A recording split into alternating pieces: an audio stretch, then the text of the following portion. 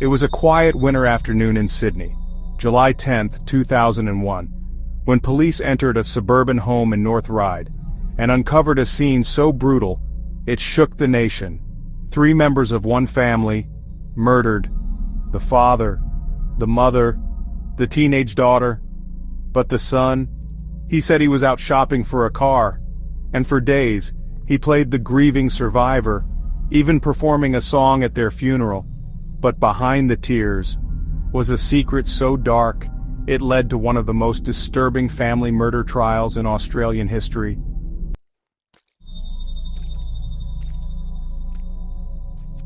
The Gonzales family were well known and well respected. Immigrants from the Philippines, they had built a life of comfort and stability in North Ryde, a suburb in northern Sydney. Teddy Gonzalez, the father, was a successful lawyer who had studied in the US and practiced in Australia. Loeva, his wife, worked as a senior tax analyst at the Australian Taxation Office. They were known for being ambitious, traditional, and extremely protective of their children. Claudine, just 18, had just finished high school. She was described as brilliant, bubbly, and deeply loved by her parents. And then there was Seth, 20 years old, a student at the University of New South Wales, smart, musical, outwardly polite and charming, but underneath that image something was unraveling.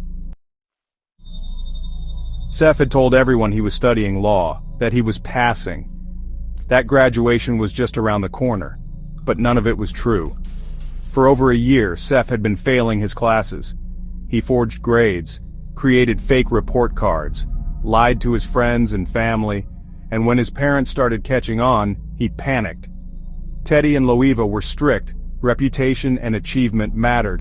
When they discovered the truth, they threatened to cut him off financially. No car, no money, no support. Seth wasn't just ashamed, he was angry. And somewhere in that storm of fear, pride, and pressure, he started to plan. On July 10, 2001, Seth waited until the house was quiet. His father, Teddy, came home first. What happened next was savage. Teddy was attacked with a baseball bat and stabbed multiple times. Then, when his mother, Loeva, and sister, Claudine, came home later that evening, they too were attacked in the same way. Seth later staged the crime scene. He sprayed anti-Asian and racist graffiti on the walls to make it look like a hate crime. Then he cleaned himself up, left the house, and went to a car dealership to secure an alibi. At 11:50 p.m., he returned to the house, called a relative, and pretended to discover the crime scene. Police and ambulances arrived within minutes. At first, police had no reason to suspect Seth. He was calm, shocked, cooperative. He gave media interviews, played piano at his family's memorial service, held vigils, and asked for community help. But investigators started to notice inconsistencies. There were no signs of forced entry, no evidence of a break-in, and the graffiti, it looked staged. More worrying were Seth's digital footprints. Police found Google searches on his computer for "How to Kill Your Parents" and "Inheritance Law" in New South Wales. They also discovered that the baseball bat and knife had been purchased weeks earlier. And then came the biggest break. The murder weapons were found hidden in the wheel well of Seth's car. Seth was arrested weeks later. His trial began in 2004 and lasted nearly 3 months. The prosecution laid out a chilling timeline. The motive was financial. Seth stood to inherit around $1.5 million. He was desperate, ashamed, and out of options. They showed the jury his internet history, the staged hate crime, the forged transcripts, the timeline of the murders, the lack of emotional response. Seth's defense claimed the evidence was circumstantial.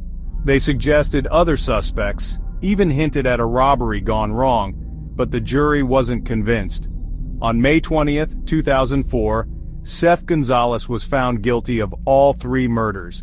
He was sentenced to life in prison, with no chance of parole. Seth's story made headlines across the country. The media painted him as the smiling son, polite, talented, and cold-blooded. In prison, he appealed his sentence multiple times. Each one was denied. He remains incarcerated to this day at Goulburn Correctional Center. But the scars he left behind go far beyond legal records. 3 innocent lives were lost. A community left stunned.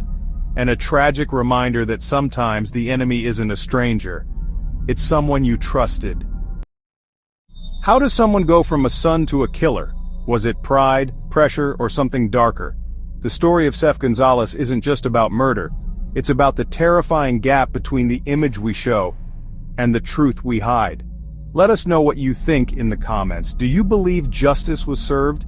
If you found this story disturbing, subscribe for more true crime documentaries daily. And as always, stay safe, stay curious, and stay watching.